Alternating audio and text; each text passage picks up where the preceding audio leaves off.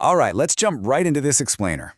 Today, we're unpacking a really fascinating short story from the online reading platform Pratalipi. The piece is called Aniruddha and Usha, A Secret Celestial Marriage, written by Kuntal Ghosh. And the reason this caught my eye is how it takes ancient divine mythology and just seamlessly blends it with a high-stakes, fast-paced romance. It's a quick read, but the structural choices the author makes here pack an absolute punch. And we are launching straight into the epic scale of this thing. Just listen to this opening line from the story's blurb. This is the story of two lovers who have written their name in the book of romance. I mean, wow. Talk about a bold, confident declaration, right? It instantly hooks you. It's promising a narrative that isn't just some fleeting crush, but something truly monumental. A love story worthy of being etched into the very history of romance itself. Part 1. A Secret Celestial Marriage, where romance meets thriller on Pratalipi. So looking at the story's details, you'll notice Pratalipi allows authors to categorize their work, while Kuntal Ghosh labeled this one not just as a romance, but, crucially, as a thriller. That unique fusion promises some serious edge-of-your-seat tension. And get this, the reading time is just 7 minutes. With over 34 reads, it shows that in this highly compressed window, we're getting an adrenaline-fueled sprint that is totally designed for fast-paced consumption. Moving on to Part 2. Star-crossed divine bloodlines, the ultimate forbidden love.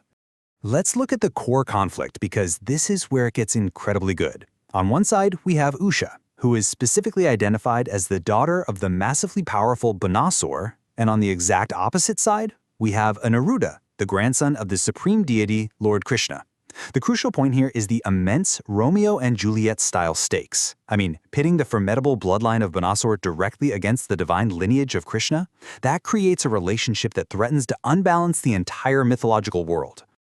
And how exactly does the author tease this explosive dynamic?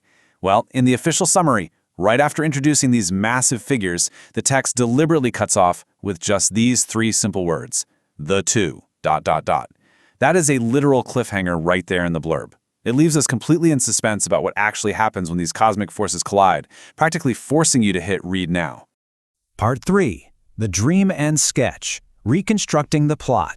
Okay, because the story is broken up into these specific bite-sized chapters, we kind of have to play detective to see how the plot is actually orchestrated. By mapping out the chapter releases, which all dropped on the exact same day back in November 2022, we can see a really fascinating structural choice. To follow the narrative chronologically, you actually have to start with Chapter 2, where Usha has a dream. Then you move to Chapter 3, where a sketch is made. But the climax? That's in Chapter 1. The story actually peaks with a literal war in the very first chapter, meaning the subsequent chapters are essentially acting as flashbacks. Let's look a bit closer at those flashback chapters to see the intimate beginnings of this whole epic. It actually starts incredibly quietly in Chapter 2. Usha simply dreams a face of a beautiful prince. It's this very private, subconscious moment. But then we get a massive twist in Chapter 3. Her friend Chitralekha actually sketches the boy. So suddenly, a quiet, mystical dream of an unknown prince is made completely real and tangible. This perfectly executes the concept of an inciting incident. You know, the specific event that serves as the catalyst for the main conflict. It's honestly fascinating how these tiny, quiet moments, a private dream and a simple charcoal drawing, act as the exact inciting incident that sends the whole universe spiraling out of control. That sketch is literally the match that lights the cosmic powder keg. Which brings us to Part 4, A War of Gods, the Divine Escalation.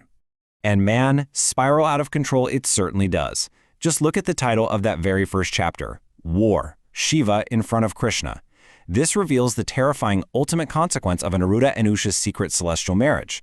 It is no longer just a forbidden romance, it's a literal war placing Lord Shiva directly in front of Lord Krishna. A teenage dream has somehow escalated into a full-blown battlefield confrontation between the supreme gods themselves.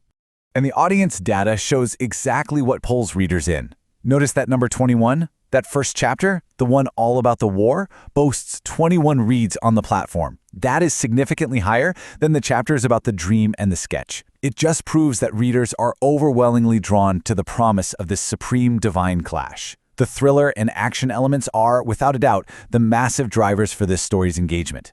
So, as we wrap up this explainer, we are left with a massive conceptual cliffhanger that the author has masterfully set up. You really have to ask yourself, in a universe where a simple, quiet teenage dream triggers an apocalyptic war, placing Krishna and Shiva against one another, how could this secret celestial love story possibly end? Can a romance built on a dream actually survive the wrath of the gods?